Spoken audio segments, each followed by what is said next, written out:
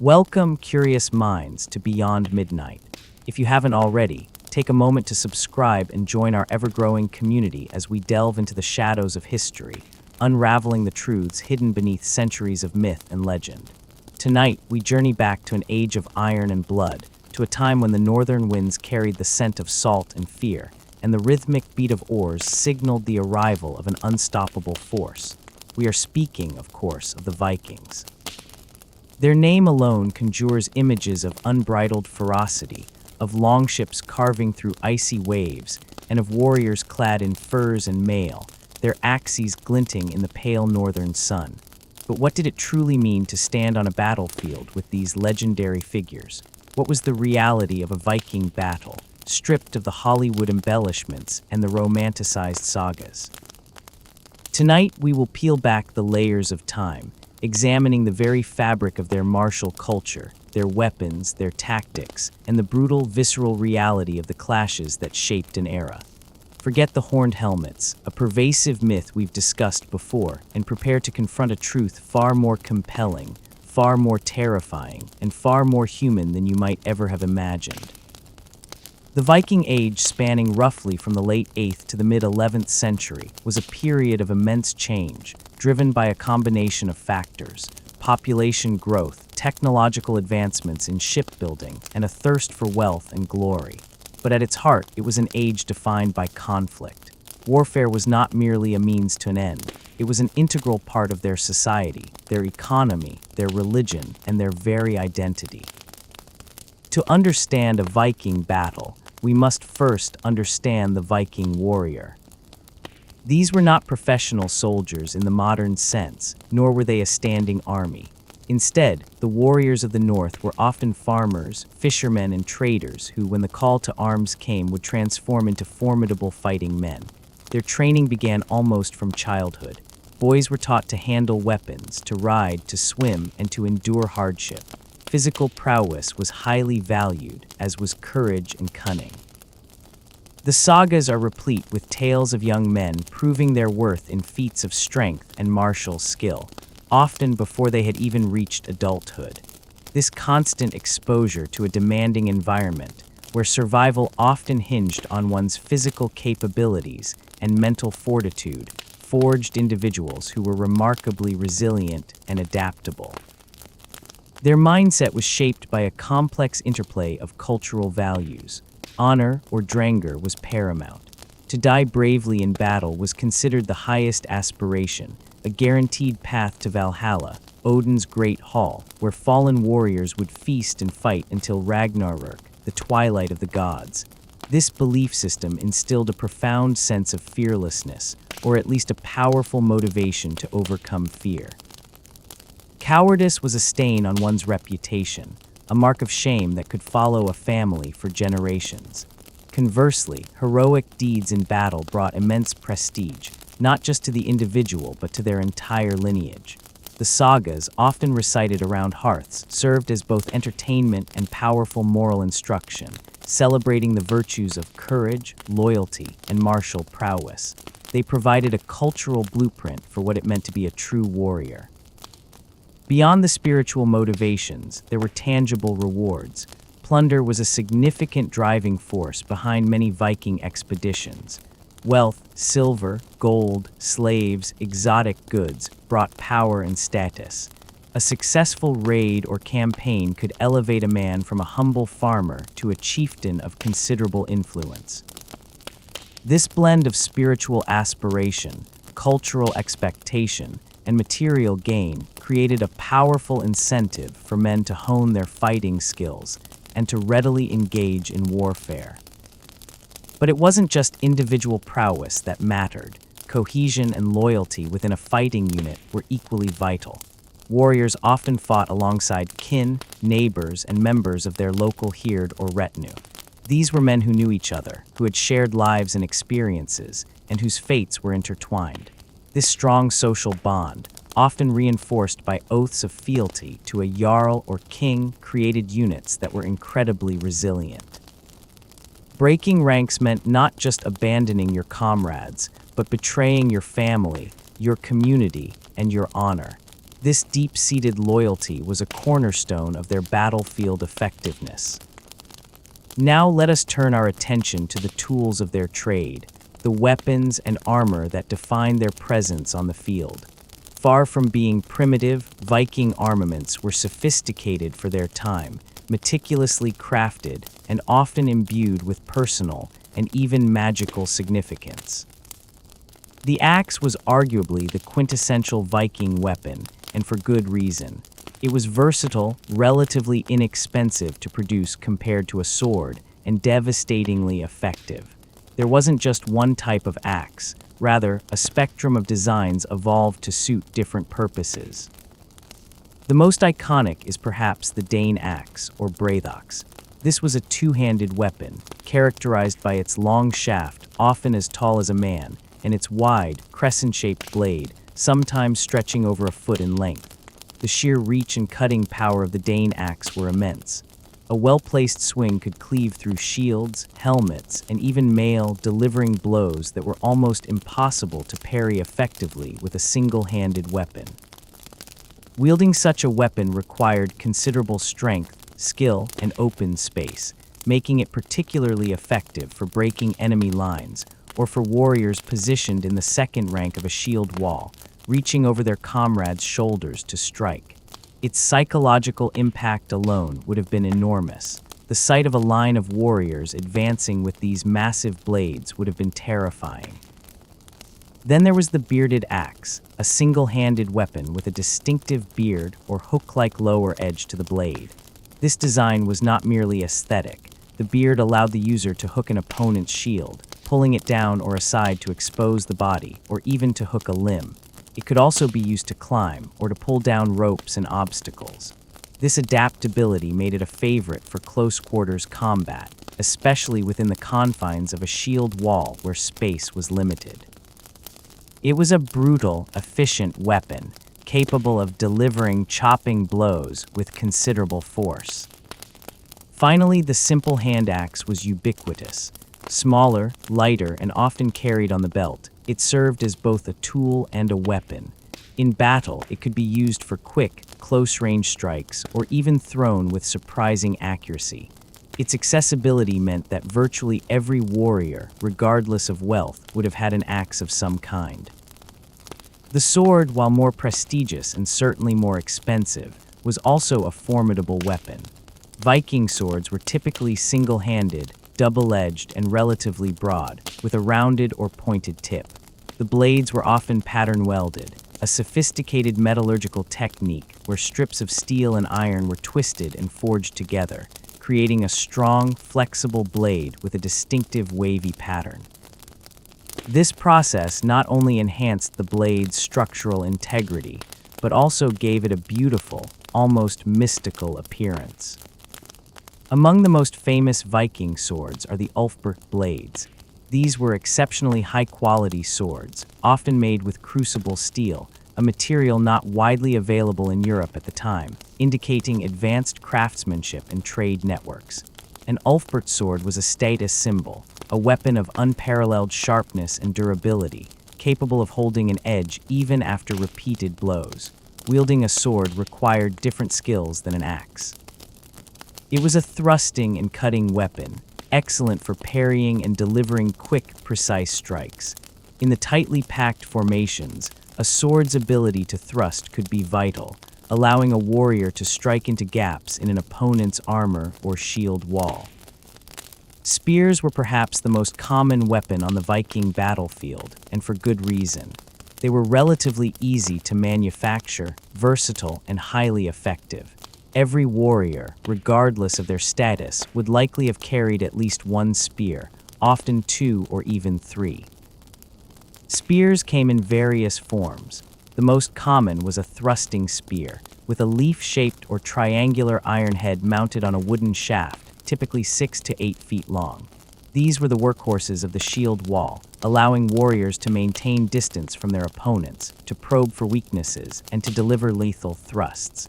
The long reach of a spear meant that a warrior could strike an opponent without exposing themselves as much as they would with an axe or sword. They were also excellent for maintaining a defensive line, presenting a bristling wall of points to an advancing enemy. Beyond the thrusting spear, there were also lighter throwing spears or javelins. These were often carried in addition to a primary thrusting spear. At the outset of a battle or during a skirmish, a volley of throwing spears could soften up an enemy line, causing casualties and disrupting formations before the main clash. The psychological impact of a hail of incoming projectiles, each capable of inflicting a fatal wound, would have been considerable. A skilled warrior could throw a spear with surprising accuracy and force, making them dangerous even at a distance. Finally, bows and arrows played a significant, though often underestimated, role. While not as central to Viking combat as in some other cultures, archers were certainly present. Their bows were typically simple longbows, made from yew or elm, capable of firing arrows with considerable force. Arrows were tipped with various types of heads, from broadheads designed to inflict massive wounds to narrower, armor-piercing points. Archers would have been positioned behind the main shield wall or on the flanks, raining down arrows on the enemy. In naval engagements, archers on longships could harass shore defenses or enemy vessels. During sieges, they could target defenders on walls. The effectiveness of archery varied depending on the context, but it provided a crucial ranged component to Viking warfare, disrupting enemy formations and inflicting casualties before close combat. Now let's consider armor. While the popular image often depicts Vikings as lightly armored, the reality for those who could afford it was quite different.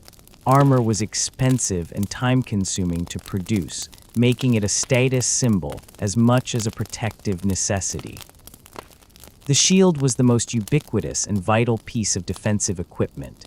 Every warrior would have carried one. Viking shields were typically round, made from planks of wood, often lime, fir, or spruce, about half an inch thick and measuring between 2 to 3 feet in diameter. The wood was often covered with leather or raw hide, and sometimes reinforced with iron or bronze around the rim. In the center, there was a circular hole, covered by an iron boss umbo, through which the warrior gripped a central wooden handle. This central grip allowed for greater maneuverability and control compared to strap-based shields.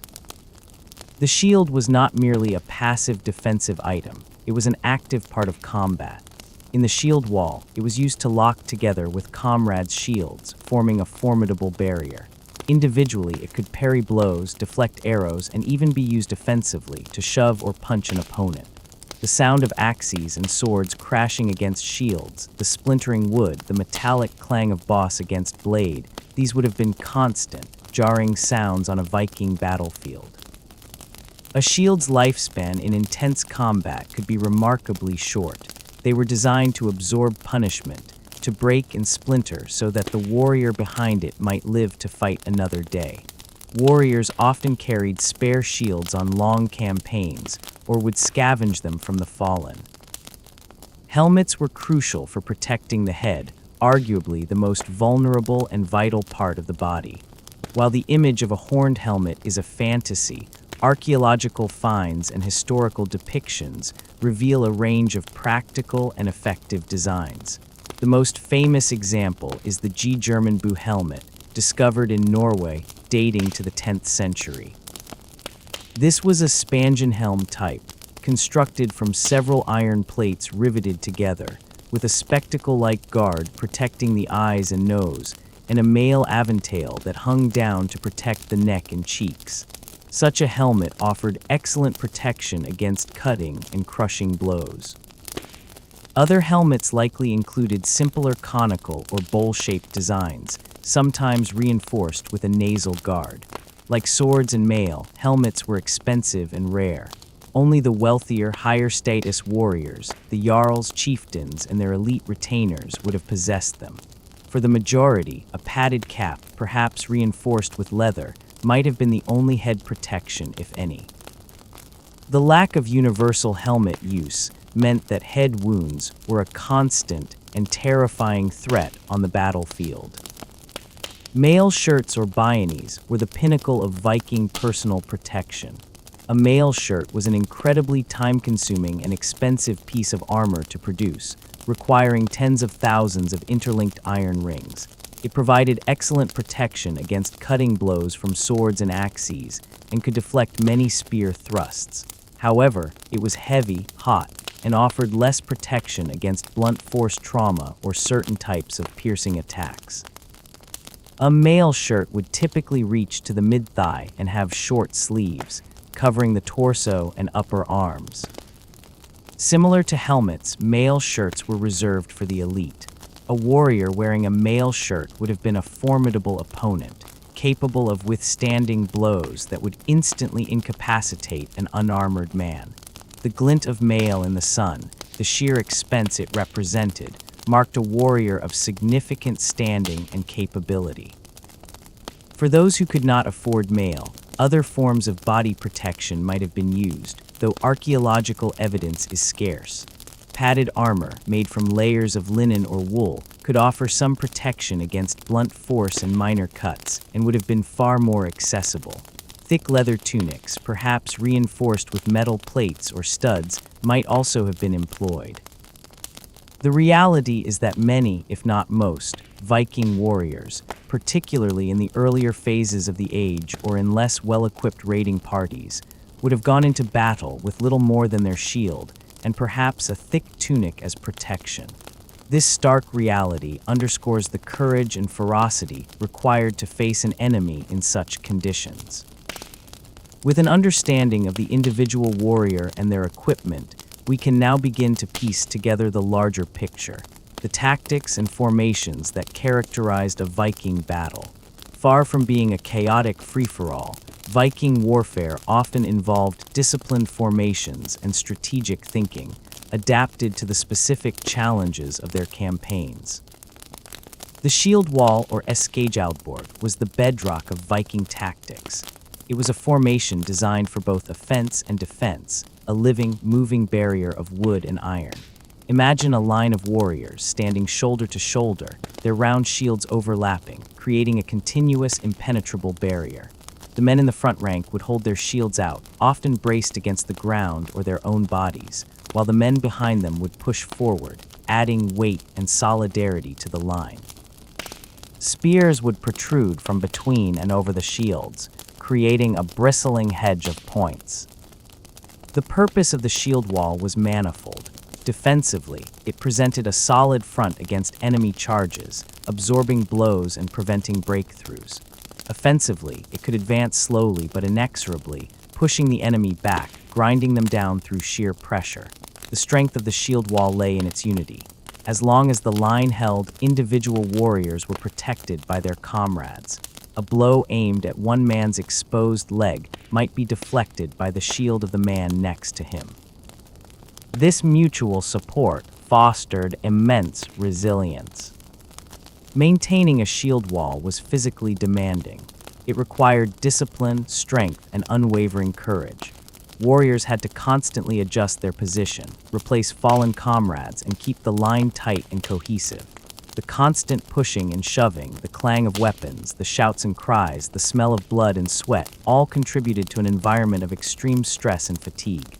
A well-trained shield wall could move as a single entity, pivoting, advancing, or retreating in a controlled manner. It was not a static formation, but a dynamic, fluid organism, constantly adapting to the ebb and flow of battle. However, the shield wall was not without its vulnerabilities. It was slow and relatively inflexible, making it susceptible to flanking maneuvers or attacks from cavalry, though cavalry was less common in Viking-era Scandinavia. Prolonged engagements could also lead to fatigue, causing gaps to open in the line. Once a shield wall began to break, it could quickly unravel, turning a disciplined formation into a desperate melee. The pressure on the front rank was immense. They bore the brunt of the enemy's attacks, and their shields would be constantly under assault. As shields splintered and men fell, replacements would have to step forward, maintaining the integrity of the line. Another notable formation, often mentioned in the sagas, was the wedge formation, or Svinfylking, literally the boar's snout. This was an offensive formation, designed to punch through an enemy's shield wall. It involved a tightly packed, triangular or wedge-shaped group of warriors, with the strongest and most heavily armored men at the point. These elite warriors would form the tip of the spear, driving forward with immense force, hoping to create a breach in the enemy's line. The Viking relied on momentum and shock. The idea was to concentrate force at a single point, leveraging the collective weight and power of the warriors to smash through the opposing formation. Once a breach was made, the wedge could then fan out, attacking the enemy from within and behind, causing chaos and disrupting their cohesion. This was a high-risk, high-reward tactic, demanding incredible bravery and trust among the warriors. If the wedge failed to penetrate, or if it became bogged down, it could be surrounded and cut off. Its effectiveness lay in its ability to create a sudden, decisive breakthrough. And then there are the berserkers. These legendary warriors have captured the imagination for centuries, often depicted as wild, animalistic fighters, impervious to pain, foaming at the mouth and attacking in a trance-like fury. The reality, as always, is more nuanced and complex. While the sagas certainly describe warriors entering a berserker gang, a battle frenzy, the exact nature of this phenomenon is debated. Some scholars suggest it was a form of ritualistic trance, induced by various means, perhaps hallucinogenic substances, extreme psychological conditioning, or simply an adrenaline-fueled dissociative state. Others believe it was a more controlled form of psychological warfare, where certain elite warriors cultivated a reputation for terrifying ferocity, using intimidating displays and powerful charges to unnerve the enemy. Whatever its origin, the sight of a berserker, perhaps clad only in animal skins, roaring and charging without apparent fear, would have been a terrifying spectacle, designed to break enemy morale before a single blow was struck. Berserkers were likely not a common feature of every battle, nor were they undisciplined madmen. They were probably highly skilled warriors, perhaps operating in small, elite units, unleashed at critical moments to create a shock effect. Their role was to sow panic and disruption, to create a gap in the enemy line that could then be exploited by the main force. They were the ultimate psychological weapon, a living embodiment of the Viking warrior's terrifying reputation. It's important to distinguish between the nature of Viking raids and pitched battles. Early Viking activity was often characterized by swift, surgical raids on undefended coastal settlements, monasteries, and wealthy towns. These were hit-and-run operations, designed to maximize plunder and minimize risk. The warriors would land from their longships, strike quickly, seize what they could, and retreat before significant resistance could be mustered. In such scenarios, the combat might be more fragmented, involving skirmishes, house-to-house fighting, and pursuit of fleeing civilians. The focus was on speed, surprise, and overwhelming force against a less prepared enemy. As the Viking Age progressed, however, their ambitions grew. They began to establish permanent settlements, to conquer territories, and to engage in larger-scale campaigns against organized kingdoms. This led to more frequent pitched battles, where two armies would meet on an open field, often by mutual consent or strategic necessity. These battles involved the full array of formations and tactics we've discussed, requiring greater coordination, sustained effort, and a willingness to endure prolonged, brutal combat. The stakes were higher. Defeat could mean the loss of territory, prestige, and even the annihilation of an entire army. Naval warfare was also a crucial aspect of Viking military prowess, though it often served as a means to an end rather than an end in itself. The longship was the ultimate instrument of Viking power, allowing them to project force across vast distances, to navigate shallow rivers, and to launch surprise attacks. While large-scale naval battles involving fleets clashing at sea were less common than land engagements, skirmishes and tactical maneuvers on water certainly occurred. Longships could be lashed together to form a floating battle platform or used to ram smaller vessels. Archers on board could harass enemy ships or shore defenses. More often, however, the longship's primary role was transport. It delivered the warriors to the battlefield, often allowing them to bypass land defenses and strike deep into enemy territory. The landing itself could be a chaotic and dangerous affair, with warriors disembarking under fire, forming up quickly, and launching their initial assault. The ability to project power from the sea to appear seemingly out of nowhere was a key component of Viking military success, a testament to their mastery of maritime technology and strategy.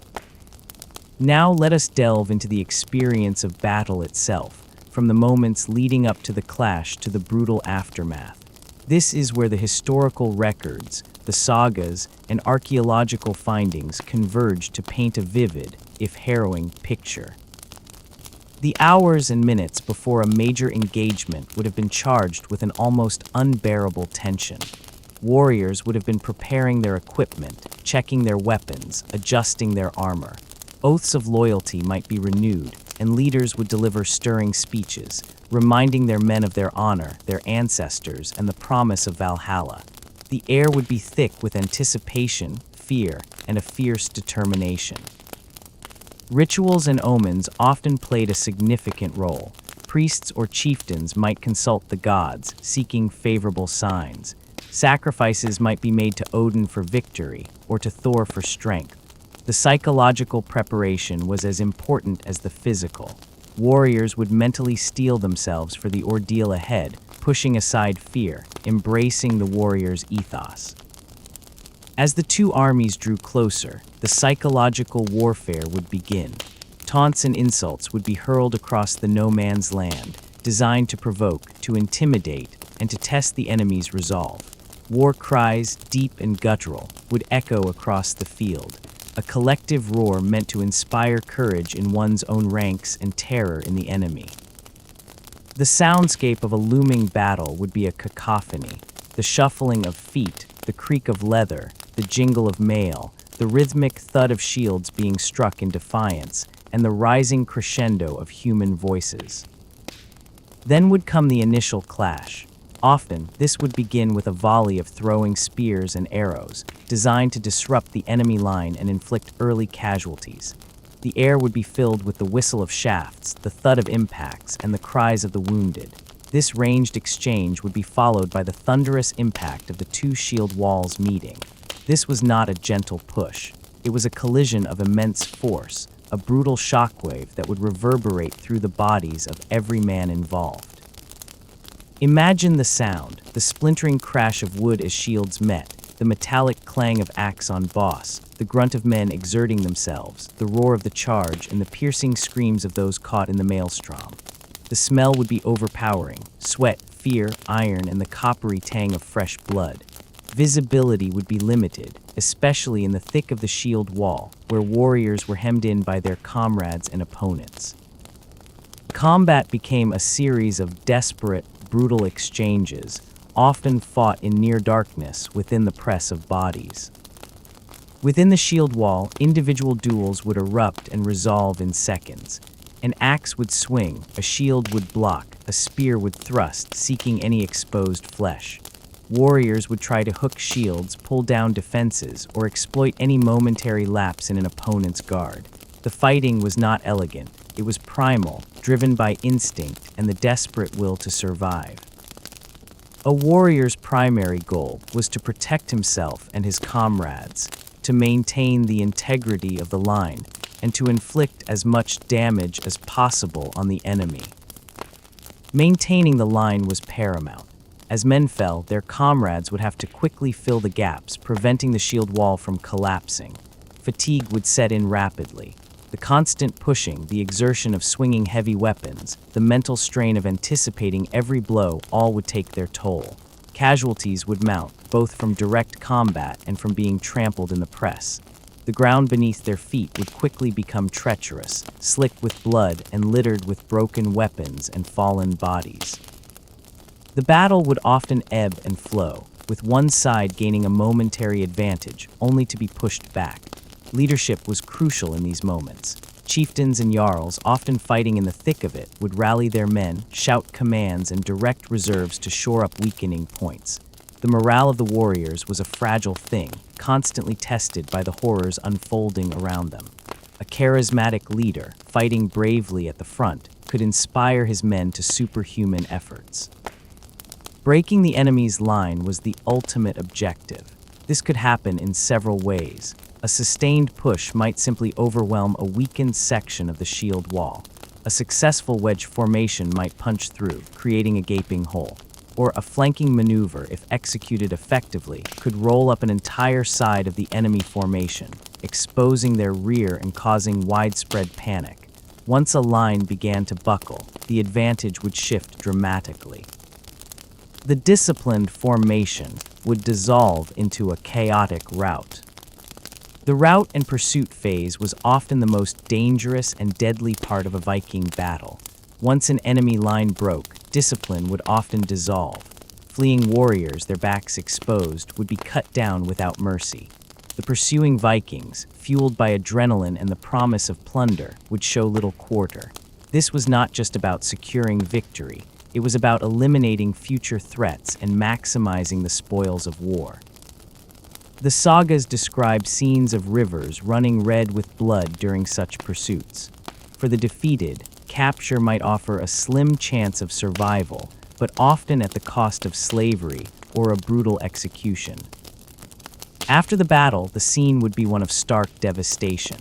The field would be littered with the dead and dying, the air thick with the groans of the wounded and the cries of vultures already circling overhead.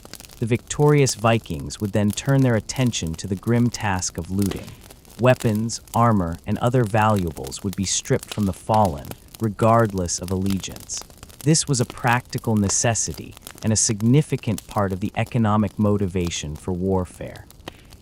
The dead would be searched for anything of value, and the wounded of the enemy side might be dispatched or taken as slaves if they were deemed valuable enough.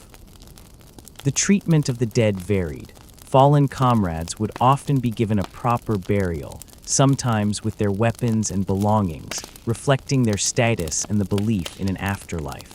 Enemy dead might be left where they fell or unceremoniously piled and burned. The sheer scale of death and destruction would have been a sobering reality, even for hardened warriors. Celebration would follow, often around campfires, with feasting and the recounting of heroic deeds. But there would also be lamentation for the fallen, a profound sense of loss for comrades and kin. The sagas reflect this dual nature of victory, the glory and the grief, the triumph and the cost. Beyond the immediate battlefield, there were the logistical challenges of sustaining a campaign. Viking armies, especially on longer expeditions, had to consider supply. They were often highly mobile, relying on their ships to carry provisions, but also on foraging and raiding the lands they passed through. This constant need for supplies often dictated their movements and their targets. A protracted siege or a long march through barren territory could quickly deplete their resources and undermine their campaign.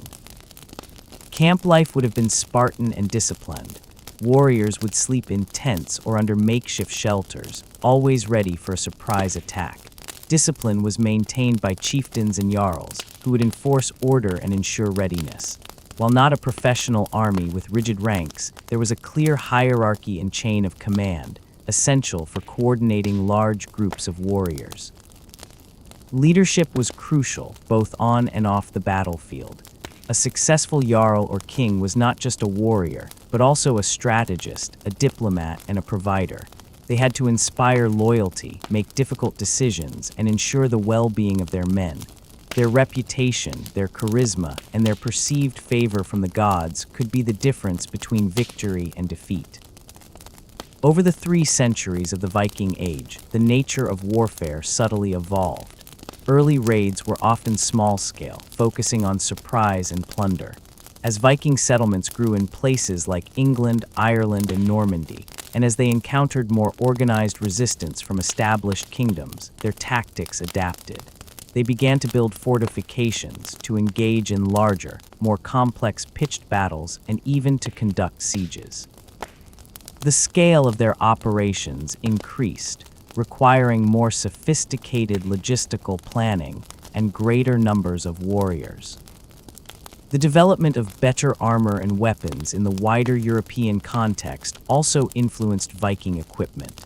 While they were innovators in their own right, they also adopted and adapted technologies from the lands they raided and settled. The continuous interaction with different cultures, both through conflict and trade, led to a dynamic evolution in their martial practices.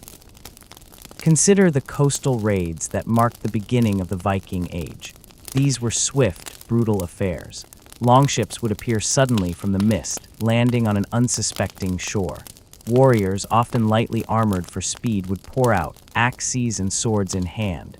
Their targets were usually monasteries, which were wealthy, poorly defended, and located conveniently close to the sea. The element of surprise was key. The attack would be over quickly, with valuable loot and captives taken, and the ships would vanish as swiftly as they had appeared, leaving behind a trail of destruction and terror. These early raids instilled a deep fear of the Norsemen throughout Europe, establishing their formidable reputation.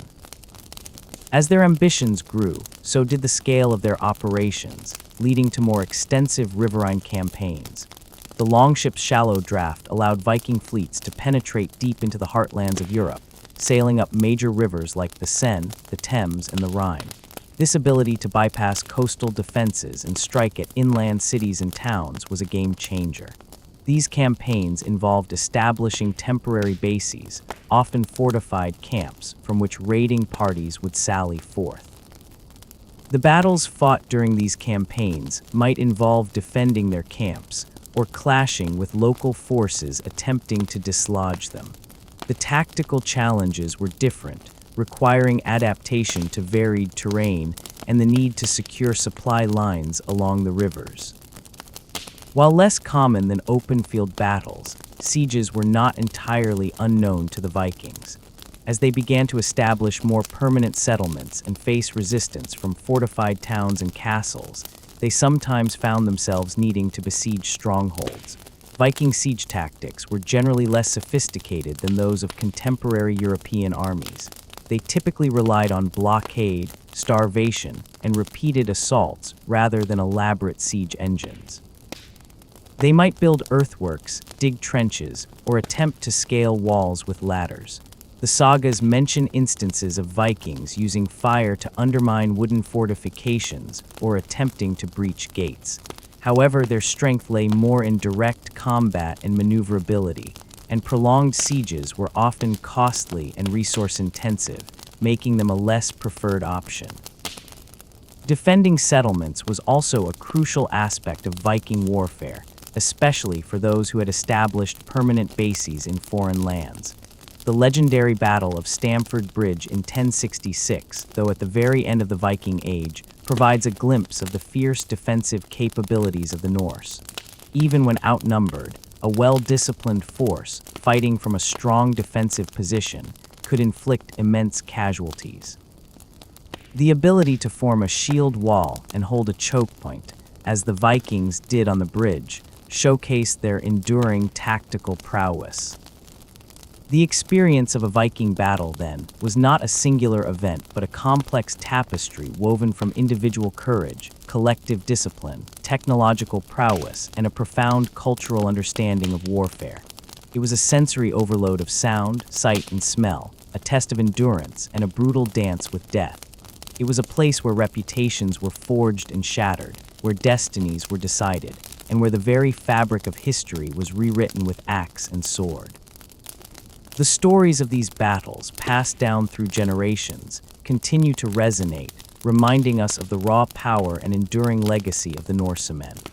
And as we continue our journey through the echoes of the past, we will delve deeper into the intricate details of their society and the stories of these battles, passed down through generations, continue to resonate, reminding us of the raw power and enduring legacy of the Norsemen.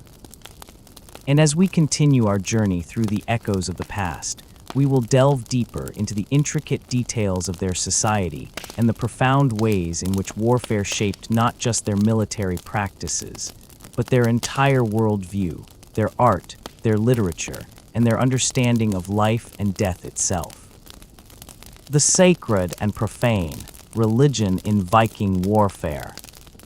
To truly comprehend the Viking approach to battle, we must understand that warfare was never merely a secular enterprise. It was deeply intertwined with their religious beliefs, their cosmology, and their understanding of fate.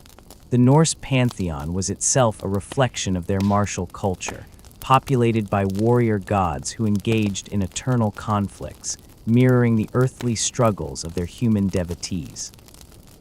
Odin the All-Father was perhaps the most significant deity in the context of warfare. Known as the god of war, wisdom, and death, Odin was believed to wander battlefields, selecting which warriors would die and which would live. His ravens, Hugin and Munin, would fly over the carnage, reporting back to their master the deeds of valor performed below. The concept of the Einherjar, the chosen slain who would be taken to Valhalla to feast and fight in preparation for Ragnarök, transformed death in battle from a tragedy into an aspiration. This belief system created warriors who were not just unafraid of death, but who actively courted it through acts of heroism. The ritualistic aspects of preparing for battle were extensive and meaningful.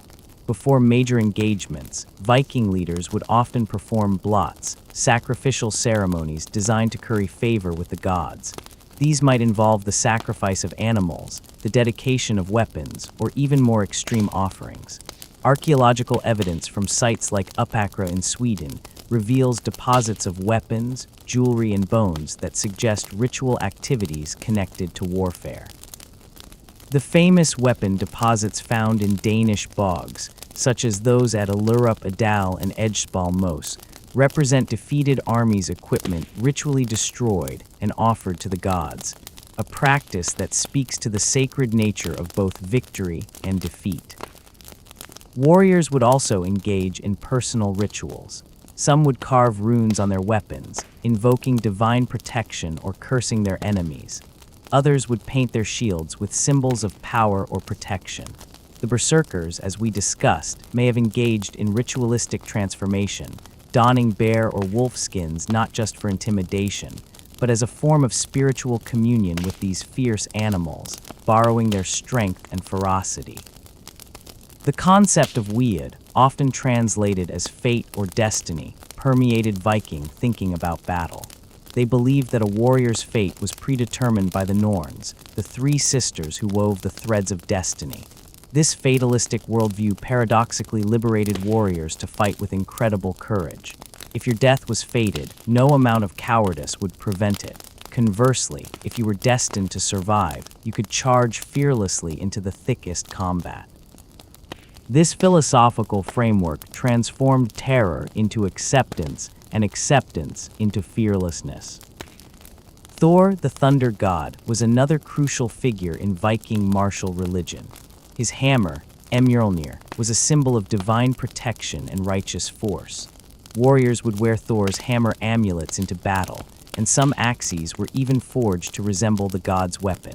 The thunderous crash of weapons in battle was seen as an echo of Thor's own mighty blows against the giants, making every warrior a participant in the cosmic struggle between order and chaos.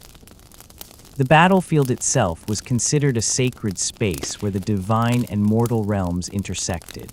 The blood spilled was an offering, the courage displayed a form of worship, and the outcome a divine judgment. This sanctification of warfare elevated every battle from a mere political or economic struggle to a religious act with cosmic significance. The psychology of the Viking warrior. Understanding the psychological makeup of the Viking warrior requires us to consider not just their beliefs, but the social and environmental factors that forged their character.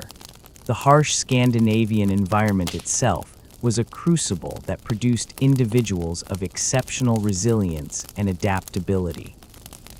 The long, brutal winters, the challenge of wresting a living from often unforgiving land and sea, and the constant threat of famine or natural disaster created a people intimately familiar with hardship and death. From childhood, Norse society emphasized the cultivation of martial virtues. Boys were expected to demonstrate courage, to endure pain without complaint, and to develop the skills necessary for survival in a dangerous world. The concept of drengskap, roughly translated as valor or manly virtue, was instilled from an early age. This involved not just physical courage, but also loyalty, honor, and the wisdom to know when to fight and when to show restraint. The social structure of Viking society was inherently competitive and martial. Status was earned and maintained through displays of prowess, both physical and mental. A young man's reputation was built through his actions in battle, his success in raiding, and his ability to inspire loyalty in others. This created a culture where seeking out dangerous situations was not just accepted, but expected. The pressure to prove oneself was immense and constant.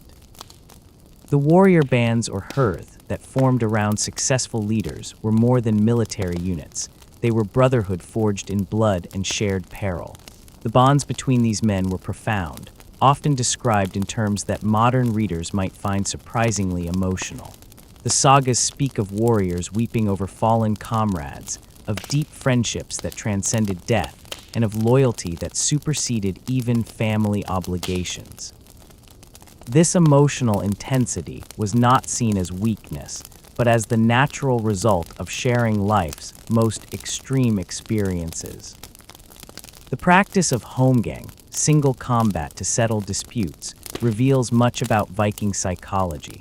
Rather than allowing grievances to fester or relying solely on legal proceedings, Norse society provided a mechanism for individuals to resolve conflicts through personal combat. This institutionalized violence served multiple purposes. It maintained the martial spirit of the community, provided a form of rough justice, and allowed individuals to demonstrate their courage and skill. The psychological preparation required for such encounters, knowing that you might be called to stake your life on your sword arm, created a mindset of constant readiness and acceptance of mortal risk. The concept of nith, shame or dishonor, was perhaps the most powerful psychological force in Viking society. To be branded a coward, to flee from battle, or to betray one's lord was to suffer social death. The shame would attach not just to the individual, but to his entire family line. This fear of dishonor was often more powerful than the fear of death itself. Warriors would choose certain death over certain shame, creating a battlefield psychology where desperate last stands and suicidal charges were common. Yet Viking psychology was not uniformly grim or death-obsessed. The same culture that celebrated dying gloriously in battle also treasured life, poetry, friendship, and beauty. The tension between these seemingly contradictory values created a psychological complexity that manifested in their approach to warfare. They fought with savage intensity not because they despised life, but precisely because they valued it so highly that they would rather die gloriously than live dishonorably. The evolution of Viking military technology. The popular image of Vikings as primitive barbarians wielding crude weapons is thoroughly contradicted by archaeological evidence. In reality, Viking military technology was sophisticated, innovative, and constantly evolving throughout the 3 centuries of their dominance. This technological prowess was both a cause and consequence of their military success, creating a feedback loop that drove continuous improvement in their martial capabilities. The metallurgy of Viking weapons represents one of the most impressive technological achievements of the early medieval period. The pattern-welded sword blades we discussed earlier were marvels of engineering, combining different types of steel and iron to create weapons that were both flexible and sharp, capable of withstanding the tremendous stresses of combat without breaking. The technique involved forge welding strips of iron and steel together, twisting them to create intricate patterns, then grinding and polishing the surface to reveal the beautiful serpentine designs that gave these blades their mystical reputation. But perhaps even more impressive were the homogeneous steel blades that began appearing in the later Viking period. These Ulfbert swords, marked with the distinctive plus VLFBRH plus T inscription, were made from crucible steel that contained carbon levels similar to modern tool steel. The origin of this steel remains something of a mystery. It may have been imported from as far away as India or Central Asia, traveling along trade routes that connected Scandinavia to the wider world. The fact that Viking smiths could work this exotic material into finished weapons speaks to their remarkable technical skill.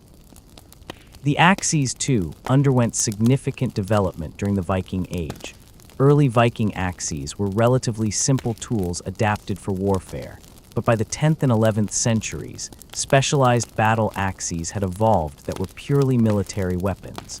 The famous Mammon axe, discovered in Denmark and dating to around 979-71 CE, is a masterpiece of both metallurgy and artistry. Its steel cutting edge was forge-welded to an iron body, creating a weapon that combined the hardness necessary for a sharp edge with the toughness required to absorb impact. The decorative silver and gold inlay work on this axe demonstrates that these weapons were not just tools, but works of art, symbols of status and divine favor. The evolution of spear points shows similar technological sophistication.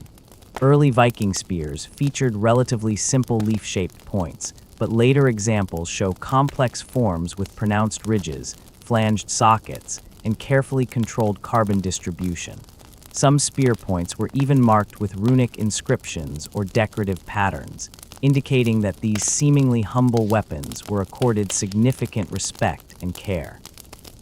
Shield technology also evolved considerably during the Viking Age. Archaeological analysis of shield fragments from sites like Gokstad and Uppland reveals that Viking shield makers understood the principles of laminated construction, using multiple layers of wood with alternating grain directions to create shields that were both light and strong. The shields were often reinforced with leather or rawhide covering and bound with iron or bronze around the rim to prevent splitting. The central boss was not merely decorative, but served as a crucial structural element, distributing the force of impacts across the shield's surface. The development of mail armor represents perhaps the pinnacle of Viking metallurgical achievement. A single mail shirt required approximately 20,000 individual rings, each one carefully forged, shaped, and linked to its neighbors. The process was incredibly labor-intensive. It's estimated that a skilled craftsman working full-time would need several months to complete a single shirt.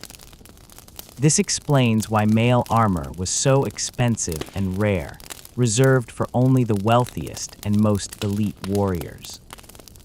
Recent archaeological finds have revealed that Viking mail was more sophisticated than previously believed. Analysis of mail fragments from sites like G. Germanbu and Loke has shown that the rings were not all identical, but were manufactured in different sizes and thicknesses depending on their position in the shirt. The rings protecting the chest and back were typically thicker and stronger, while those covering the arms and lower torso were lighter and more flexible.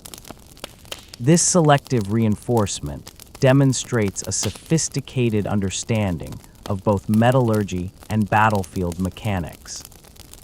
The longship, perhaps the most iconic piece of Viking technology, underwent constant refinement throughout the Viking Age.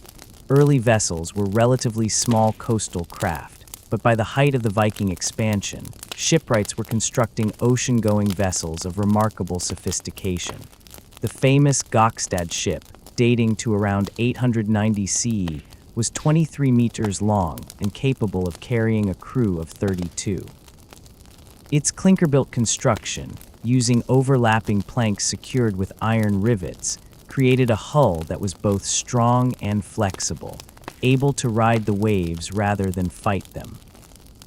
Later ships became even larger and more specialized. The great dragon ships mentioned in the sagas, vessels like Olaf Tryggvason's Long Serpent or Sea Nuts, the Dragon of the King, were floating fortresses capable of carrying hundreds of warriors.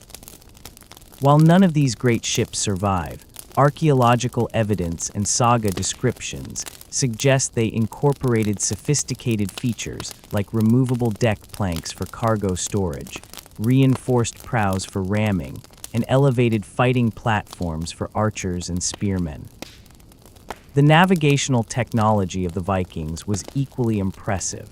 They possessed a sophisticated understanding of celestial navigation, using the position of the sun, stars, and even the flight patterns of birds to find their way across the trackless ocean. The famous sun compass, found at Unartok in Greenland, demonstrates their ability to determine direction even in cloudy conditions. Some scholars believe they may have used sunstones, pieces of calcite or other minerals that can reveal the position of the sun even when it's obscured by clouds or fog. The social impact of warfare. The pervasive nature of warfare in Viking society created social structures and cultural practices that extended far beyond the battlefield. The constant threat and promise of violence shaped everything from marriage customs to artistic expression, from legal systems to economic practices. Understanding these broader impacts is crucial to comprehending how deeply warfare was woven into the fabric of Norse civilization. The institution of the comitatus, or druzhina, the warrior band bound to a leader by oaths of mutual obligation, formed the backbone of Viking political organization. These relationships were not merely military, but deeply personal and emotional. The bond between a lord and his warriors was described in terms that emphasized both the practical and spiritual aspects of their connection. The lord provided not just leadership in battle, but also food, shelter, weapons, and opportunities for wealth and glory. In return, the warriors offered not just military service, but complete loyalty unto death. This warrior-leader relationship created a social mobility that was unusual for its time. A man of humble birth could rise to positions of great wealth and influence through exceptional prowess in battle and unwavering loyalty to a successful leader. The sagas are filled with stories of farmers' sons who became great jarls, of freed slaves who earned their freedom through valor, and of foreign mercenaries who integrated fully into Norse society through their martial achievements. The role of women in this martial society was complex and often contradictory to modern expectations. While Norse women did not typically fight in battles, though the legendary shield maidens suggest some exceptions, they played crucial roles in the warrior culture. Women were responsible for maintaining the household while men were away on campaign, for preserving and transmitting the oral traditions that celebrated martial valor, and for raising sons to embody the warrior ideal. The concept of woman's courage, the strength to send one's sons and husband to war knowing they might never return, was highly valued. Archaeological evidence suggests that some women did participate directly in the martial aspects of society. The famous warrior burial at Birka in Sweden, long thought to contain a male warrior, was revealed through DNA analysis to be a woman buried with a full complement of weapons and gaming pieces.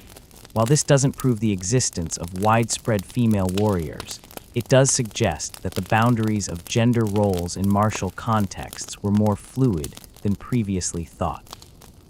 The impact of warfare on family structures was profound. The patriarchal nature of Viking society was reinforced by the importance of the male warrior role, but it was also complicated by the frequent absence of men on raids and campaigns. Women often held significant practical authority in day-to-day matters, and widowhood, common given the dangerous nature of the Viking lifestyle, could actually increase a woman's social and economic independence. The practice of taking captives in warfare created a significant slave population that fundamentally altered the social and economic structure of Viking society. These thralls performed much of the manual labor that supported the warrior class, allowing free men more time to focus on martial activities. The slave trade became one of the most lucrative aspects of Viking raiding, with captives from Ireland, England, and the Slavic regions being sold in markets as distant as Constantinople. The legal system of Viking society was also shaped by its martial culture. The concept of weregild, compensation paid to the family of a slain man, recognized that violence was a constant reality that needed to be regulated rather than eliminated. The amount of compensation was directly related to the social status of the deceased, creating a hierarchy of value that reinforced the importance of martial achievement.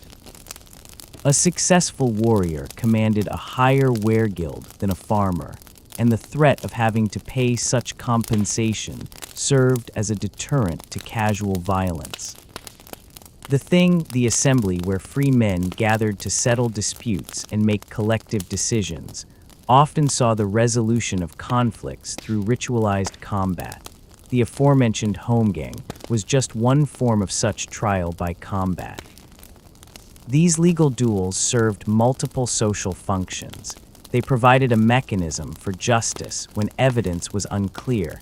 They maintained the martial spirit of the community, and they reinforced the idea that might could indeed make right when properly channeled through accepted social forms.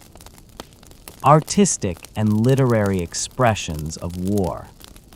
The Viking obsession with warfare found expression in virtually every form of artistic and literary endeavor, from the intricate carvings on weapons and memorial stones to the complex meter of skaldic poetry. The theme of battle permeated Norse culture in ways both obvious and subtle. These artistic expressions serve not just as historical sources, but as windows into the Viking soul, revealing how they understood and rationalized their violent world. The skaldic tradition, the complex, highly structured poetry composed by professional poets at the courts of kings and jarls, was perhaps the most sophisticated literary expression of Viking martial culture.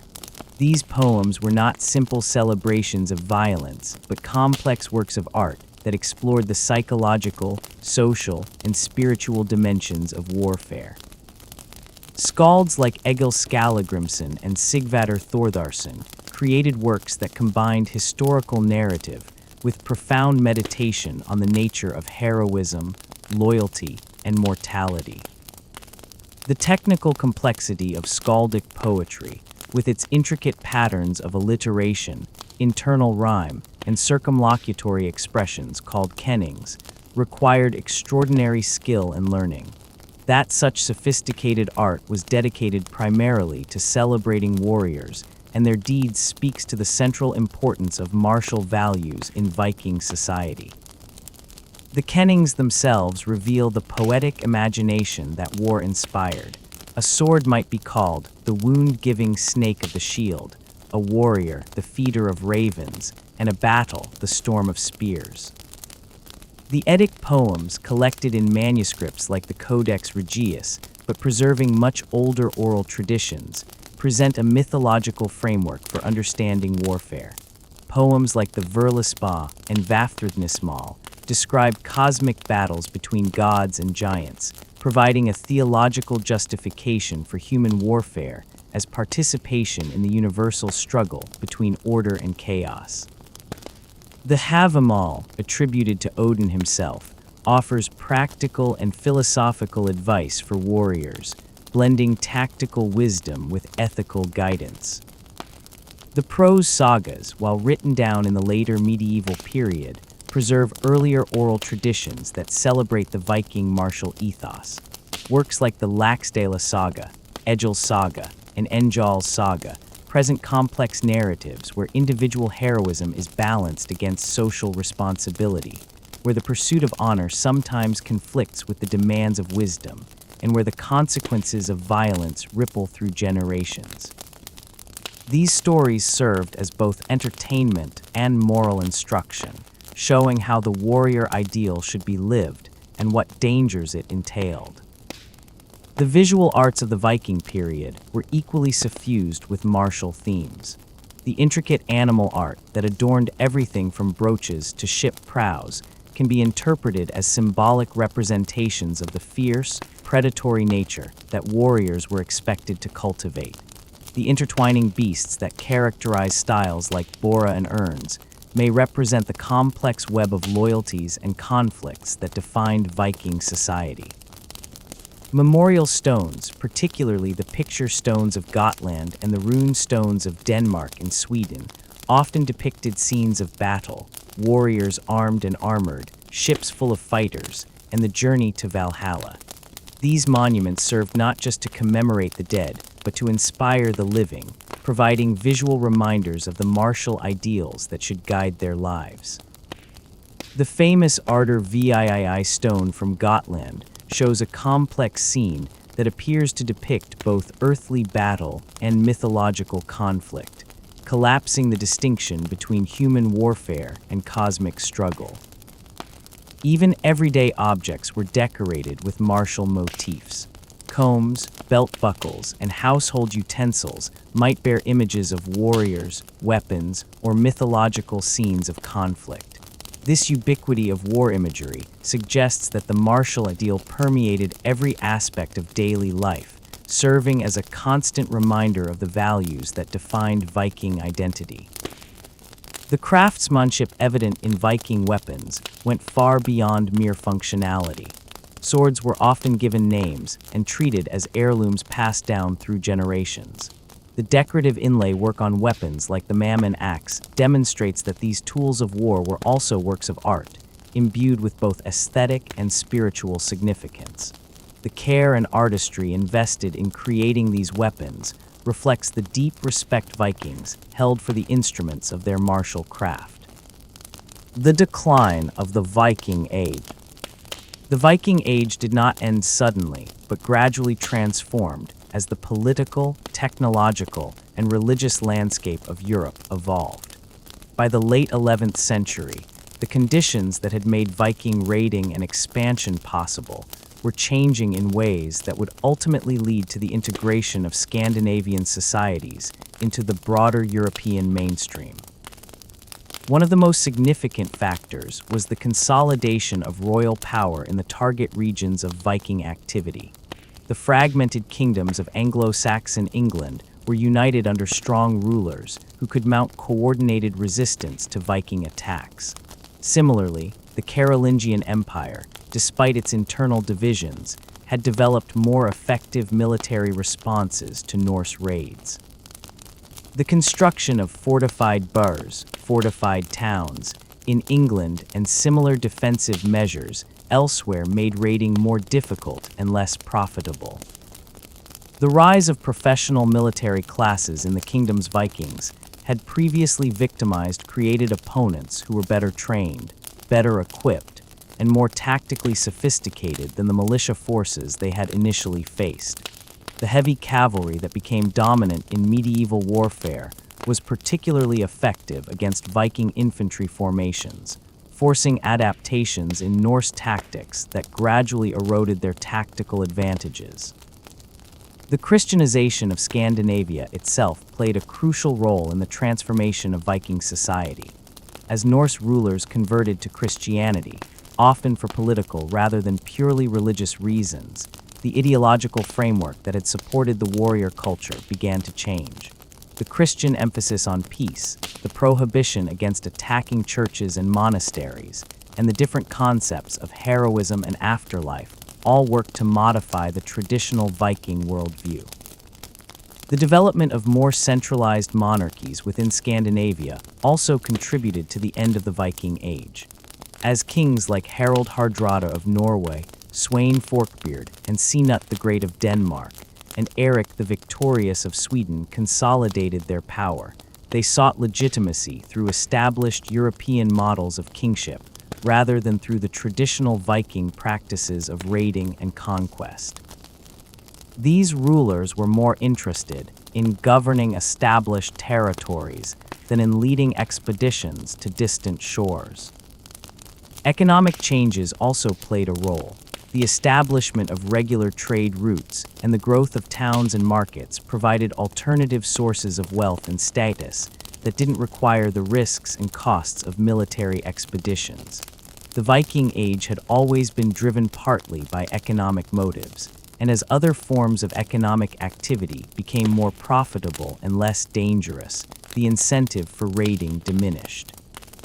Technological changes, particularly in naval warfare, also contributed to the decline. The development of larger, more heavily armed ships and improved fortification techniques made many of the tactics that had given Vikings their advantages obsolete. The shallow-drafted longships that had been perfect for surprise raids became less effective against opponents who had adapted to their presence and developed countermeasures.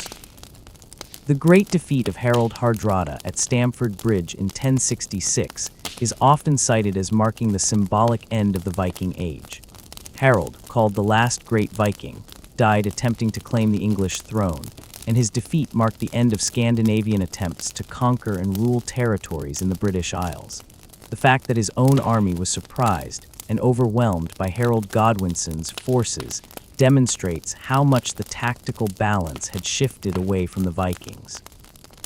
Yet the end of the Viking Age did not mean the disappearance of the martial traditions that had defined it. These evolved and adapted to new circumstances. The Varangian Guard of the Byzantine Empire continued to recruit Scandinavian warriors well into the medieval period, providing an outlet for those who still sought to live the warrior life.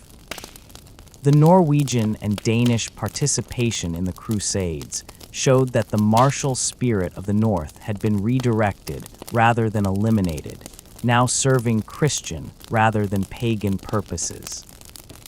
The Norman conquest of England in 1066, just weeks after Stamford Bridge, was led by descendants of Vikings who had settled in France and adapted to new circumstances. William the Conqueror was the great-great-great-grandson of Rollo, a Viking leader who had been granted the Duchy of Normandy in 911. The success of the Normans showed how the Viking legacy could be transformed and channeled into new forms of military excellence. Legacy and influence. The impact of the Viking Age extended far beyond the 3 centuries of its duration. The political, cultural, and genetic legacy of the Vikings can be traced throughout the regions they raided, traded with, and settled, and their influence on the development of medieval Europe was profound and lasting. In the British Isles, Viking settlement left an indelible mark on language, law, and culture. Hundreds of place names in northern and eastern England derive from Old Norse, preserving the memory of Scandinavian settlement centuries after the last longship departed. Words from warfare, berserk, slaughter, ransack, entered the English language and remain in use today. The Danelaw, the area of England under Viking control, developed legal and administrative systems that differed significantly from those in other parts of the country and influenced the development of English common law. In Ireland, Viking settlements at Dublin, Cork, Waterford, and other coastal sites became the first true towns in Irish history, introducing urban life to a previously rural society. The Vikings also introduced coinage and more sophisticated trade networks, fundamentally altering the Irish economy. The integration of Viking and Irish populations created new cultural syntheses that can be seen in art, literature, and religious practice. The establishment of Viking settlements in Iceland created one of medieval Europe's most remarkable literary cultures. The isolation of Iceland preserved Old Norse language and literary traditions that were lost elsewhere, giving us the Eddas and sagas that remain our best sources for understanding Viking culture. The Icelandic Althing, established in 930, was one of the world's earliest parliaments and demonstrated the Viking capacity for creating sophisticated political institutions. The Viking expansion into the North Atlantic led to the discovery and settlement of Greenland and the first European contact with North America 5 centuries before Columbus. While the Greenland settlements eventually failed and the Vinland expeditions were brief, they demonstrated the extraordinary navigational skills and courage of the Viking Age explorers. In Eastern Europe, the Rus, Vikings who followed the river route south from the Baltic, established the political foundations of what would become Russia and Ukraine. The dynasty founded by the legendary Rurik ruled in various forms until the time of Ivan the Terrible, nearly 7 centuries later. The trade routes they established connected Scandinavia to Constantinople and the Islamic world, creating networks of exchange that persisted long after the Viking Age ended. The military innovations of the Vikings influenced warfare throughout medieval Europe.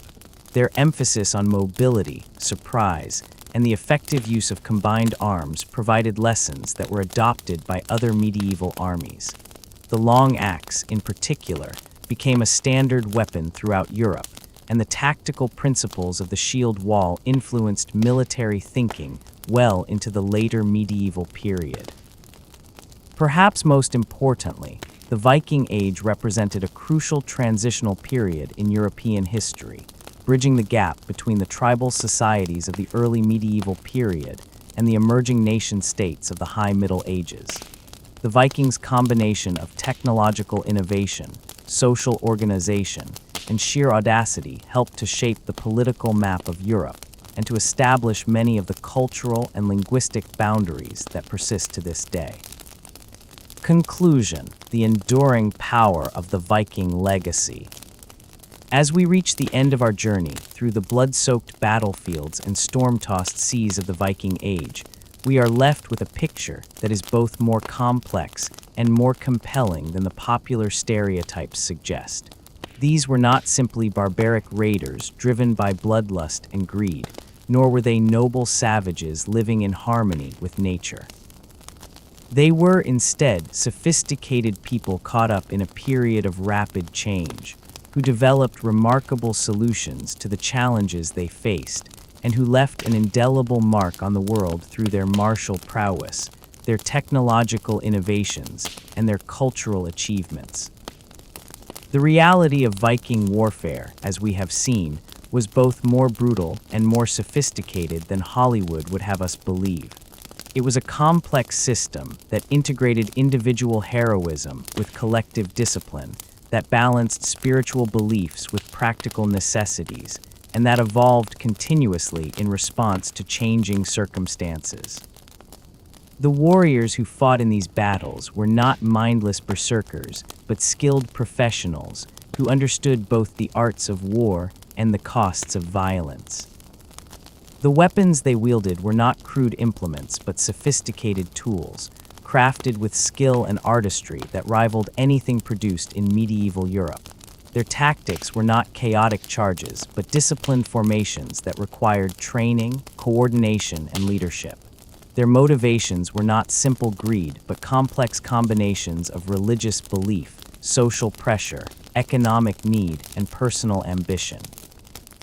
Most importantly, the culture that produced these warriors was not a primitive throwback, but a dynamic society that was actively shaping the future of Europe.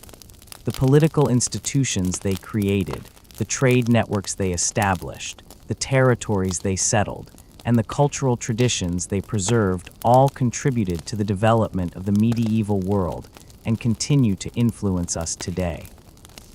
The Viking Age reminds us that warfare, while terrible in its costs, has also been a powerful force for change and innovation throughout human history. The pressure of conflict drives technological advancement, shapes social institutions, and tests the limits of human courage and endurance. The Vikings mastered this crucible of war and used it to transform themselves from marginalized inhabitants of Europe's northern periphery into one of the medieval world's most influential civilizations. Their story continues to resonate because it speaks to fundamental aspects of the human experience: the struggle for survival and prosperity, the importance of loyalty and honor, the tension between individual achievement and collective responsibility, and the eternal question of how to live a meaningful life in the face of mortality. The Viking warrior, standing in his shield wall with his axe ready and his courage tested, embodies these timeless themes in a way that continues to capture our imagination centuries after the last longship returned to harbor. As the northern lights dance over the fjords where these warriors once lived and died, their legacy lives on, not just in the place names they left behind or the genes they contributed to modern populations, but in the enduring power of their example. They showed that even in the darkest and most violent of times, human beings are capable of creating beauty, meaning, and lasting achievement. They remind us that courage, loyalty, and the willingness to risk everything for something greater than ourselves are virtues that transcend any particular age or culture. In the end, the true battle that the Vikings fought was not against any earthly enemy, but against insignificance, against the fear that their lives would pass unnoticed and unremembered. In this, at least, they achieved a complete victory. Their names echo still in the halls of memory, their deeds are celebrated still in story and song, and their example continues to inspire those who hear the call to live boldly and die well. The battle may be over, but the legend is eternal, carried forward on the wings of ravens to whatever Valhalla awaits those brave enough to claim it. This is the enduring truth of the Viking Age, that in the crucible of conflict, ordinary men and women can forge themselves into legends, and that the courage to face the unknown, armed with nothing but steel and will, remains one of humanity's most noble and inspiring achievements. The saga continues, and we are all, in our own ways, still writing its next chapters.